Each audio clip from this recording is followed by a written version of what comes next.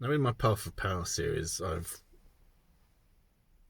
only just begun with a little deviation with what happened recently. Obviously, I've been wanting to talk about the power of music.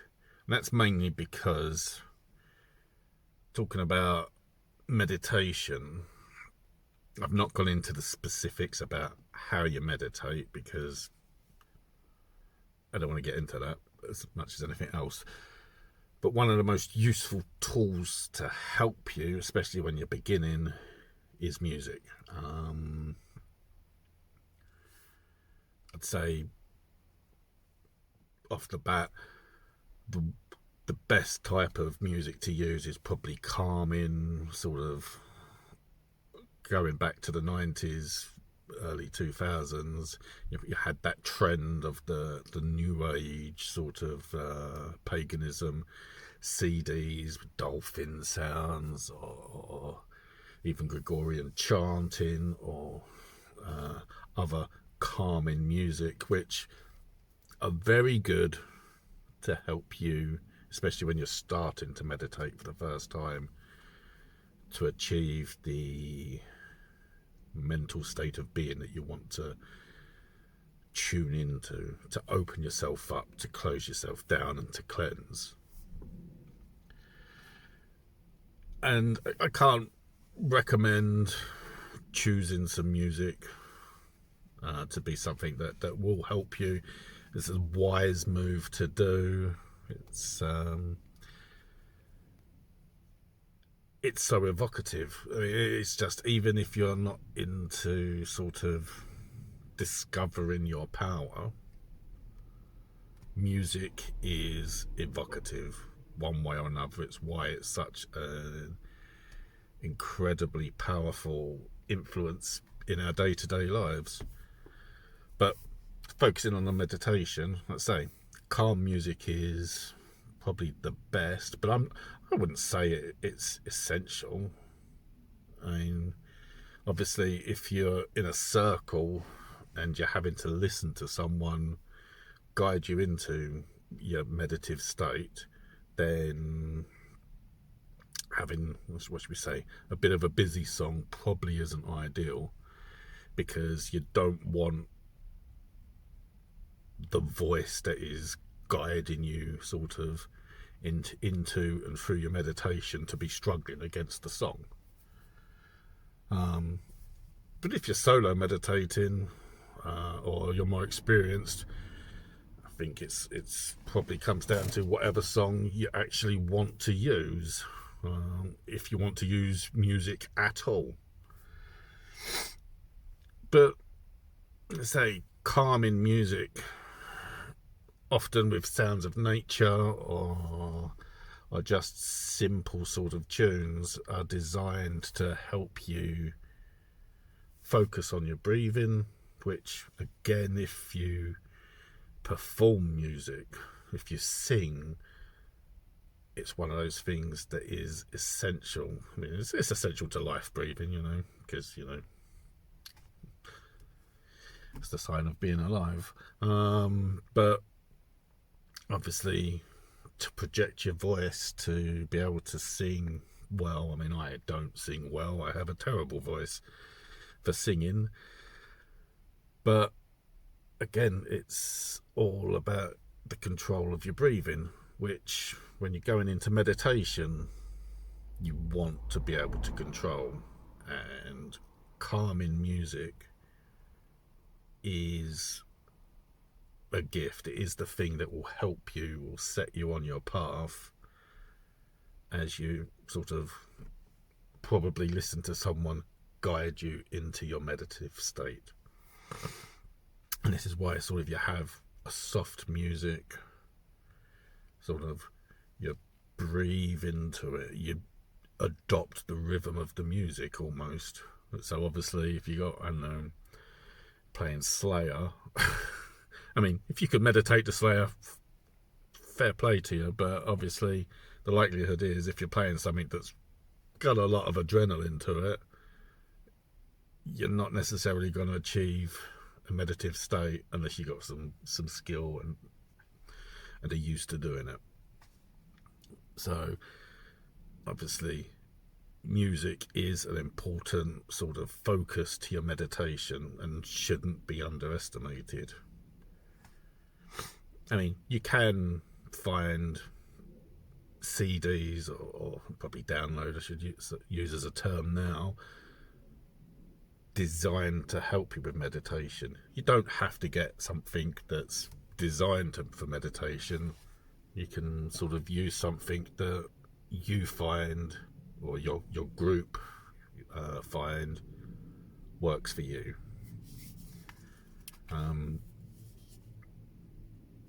That's sort of, and I'm not sure I can say much more about music other than obviously going into the second part of this episode, which is to talk about how it is such a powerful influencer. I mean, in sort of preparing to make this video, I've been thinking about the effects music has had on my life, from my earliest memories up to today. And sort of you listen to people talk about songs or music and how it evokes memories, how it can be used to influence you, whether you like it or not. Such things as, I don't know, stores might have specific type of music that they play designed to sort of, I don't know, keep you in there, or to make you open to sort of wanting to stay in the shop and spend your money. Obviously, all sorts of emotions trigger memories as well. I mean, music is so powerful. We can't underestimate that power. Let's say you can hear a song you've not heard for a long time and be taken back to, I don't know, a memory, a time in your life where you're either happy or sad. And obviously music can be quite the influence in adjusting your moods, manipulating your moods, or encouraging you to be in a better mood. Like getting ready to go out on a Friday night, you start putting on all the upbeat songs to get you into the mood for whatever you're doing, especially say if you're young or when you were younger, and you sort of go out on a Friday or Saturday night, or a Thursday night, as seemed to be when I was started clubbing all those years ago. And it can inspire hatred as well, frustration. I mean, obviously Adele's just released a new song, and I'm an Adele fan. I like the song, but my next door neighbour decided to play it for like at least half hour on loop, which then encourages that feeling of, you know what, I'm getting a bit pissed off with this now, because like you're kind of training me to get to feel frustration about this, because it's just like you got that sort of long carrying note, and it's like, I'm sick of hearing this now. I'm sure my neighbours might get the same when they hear me, I don't know, playing Wardruna. I mean, it's just like, I don't play the same song all the time. I'm quite happy if I'm in my little zone to sort of put on sort of their trilogy of albums and to let them play through. And that's sort of where my taste in music is now, mostly, because I find that quite inspiring. It could be meditative, but I don't really think so. It's more sort of, because I've made a conscious effort with Wardruna, I know what some of the words mean, but I don't know the lyrics, like sort of like I can sing along to Depeche Mode or Ivor if I've listened to her English songs with her speaking English in, or a lot of songs which obviously we all enjoy singing along to songs, whether they're happy songs or sad songs. It's all about the memories and the influence, and it's like I say, there's positive, there's negative, there's good, there's bad. You can be happy, you can be frustrated, because that's just, all in all, that is the whole sort of, the complete spectrum of music. Is it can really grab you and remind you of something. It can take you somewhere. It can make you cry. It can make you really happy. And that's the power of music, really. And to use it as a tool for meditation is really in your advantage. It doesn't have to be used. I mean, you don't have to use music to meditate. You could have silence. That's acceptable. When you're meditating, the importance is the meditation, not the music. But certainly I think when you're beginning, music is really helpful. So that's, I don't think there's much more I can say on the power of music in terms of what I've said so far. But what I do want to do is go into a little bit more indulgence about sort of the songs that have influenced my life. And I've tried to sort of do this as a chronological order, shall we say. Now, obviously, I was born in the 70s, so, I don't know, great time to be alive.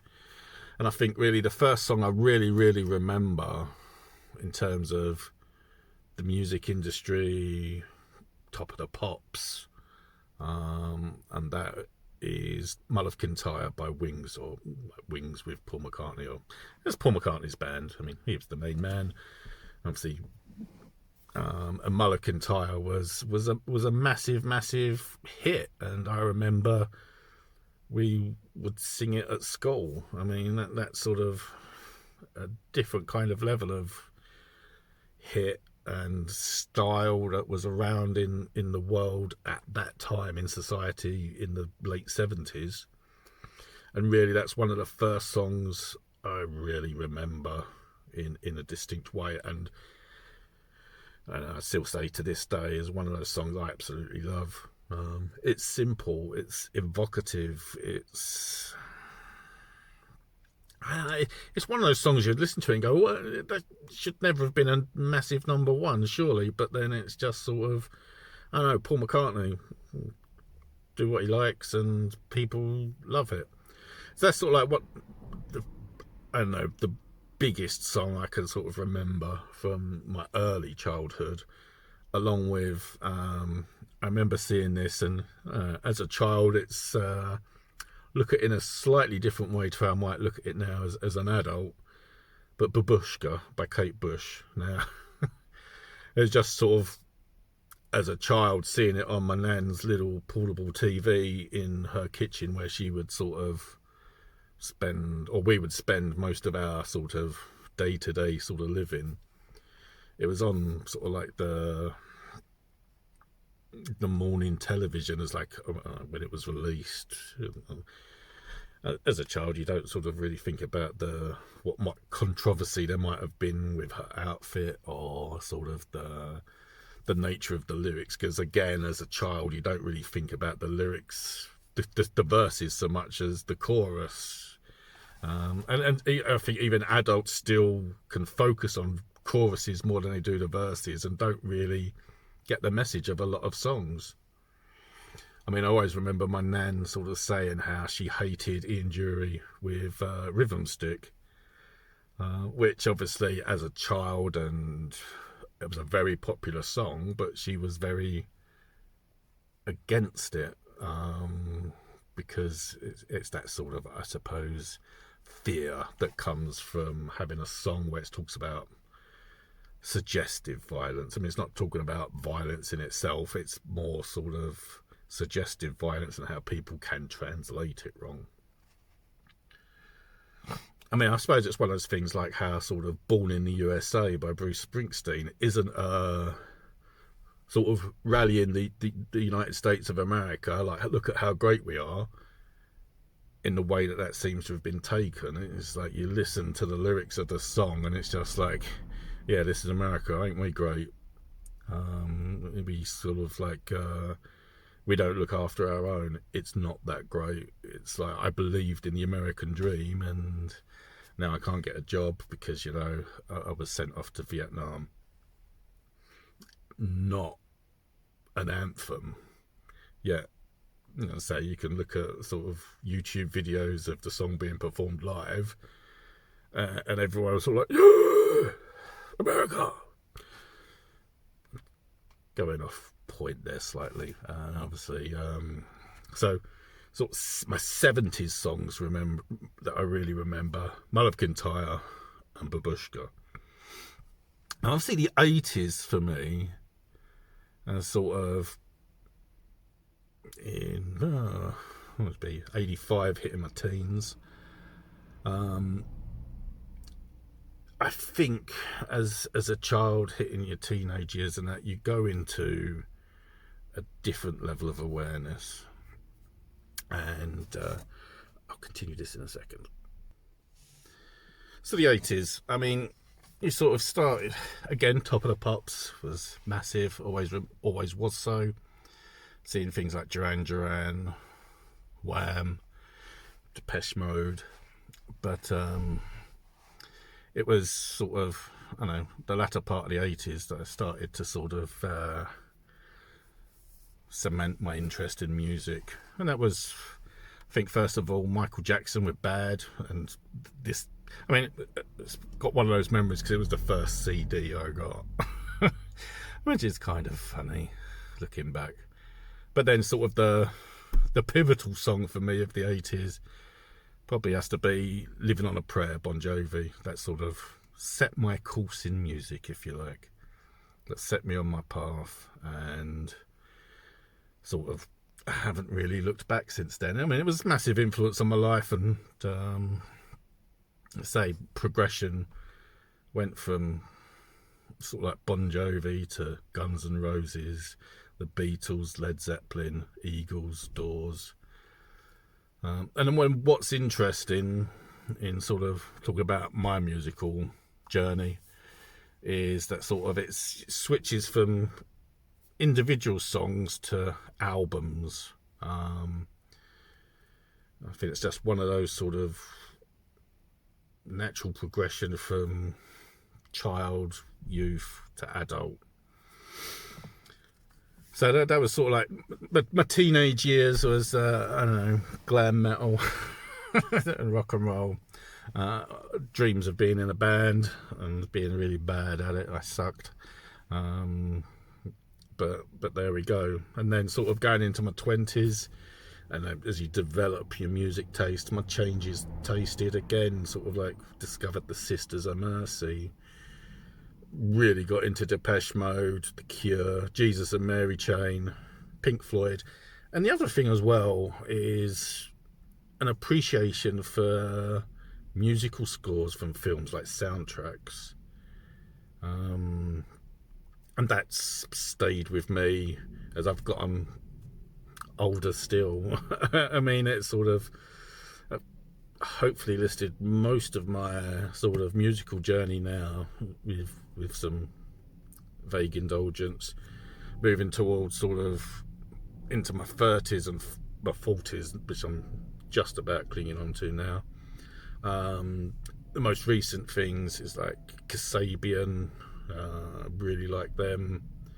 And then sort of probably the last 5 years, the big musical influences I've got are Wardruna and Ivor, who we saw Saturday night, the wife and I, which was a fantastic gig to go to. Last two gigs, Ivor and Wardruna. We've got tickets to see Wardruna, and it'll be next year now because it's been delayed because of the pandemic. And it's sort of, the lyrical content isn't so important as the mood, as the listening to, particularly Wardruna, as I've said earlier, it's just sort of, I don't need to know what they're saying so much as to feel the soul of the music. So, I don't want to ramble on anymore. I could. I could really go to town, but I'm not going to, because you don't want to listen to me talk about music that much, I hope. I mean, I can, I will, I would, but that's it for now. Thank you very much. See you next time.